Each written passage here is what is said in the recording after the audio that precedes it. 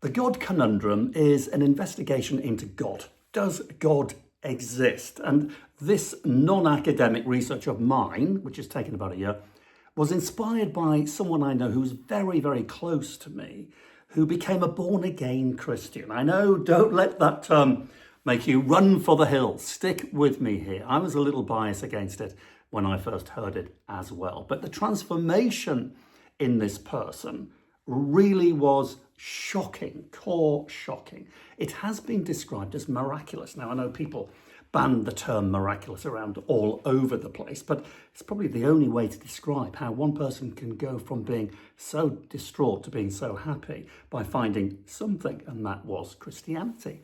Now, for me, so I thought, well, I've got to get rid of my bias towards Christianity. Not that I've been anti-Christian all my life. I was brought up in a cultural Christian environment. We weren't practicing Christians, but we lived by the Christian moral code, if you like. But my knowledge of Christianity was very basic, very schoolboy level. I'd studied Stoic philosophy. I love Stoic philosophy, but it wasn't giving me the meaning of life.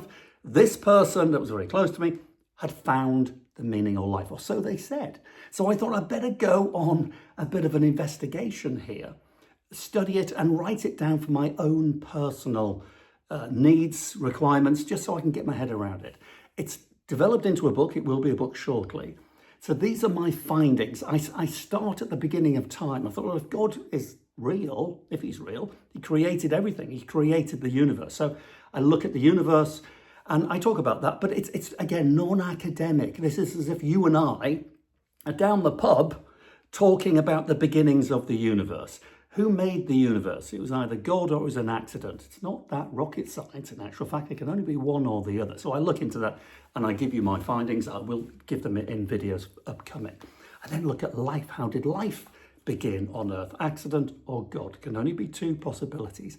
Then I look at evolution. Were you a fish? Were your ancestors really fish? Well, I look at that. I look at Darwin's theory, take all the scientific jargons and I make it just into a conversation. And then I look at the life and times of Jesus Christ. Did he live? Was he a real person, or was he just a myth and a legend? And the New Testament, the Bible, was that developed over very, very many centuries, or can we believe it? So this is the nuts and bolts of it. And I also compare Christianity to the exact opposite to get a better feel of everything. And the exact opposite, of course, is atheism.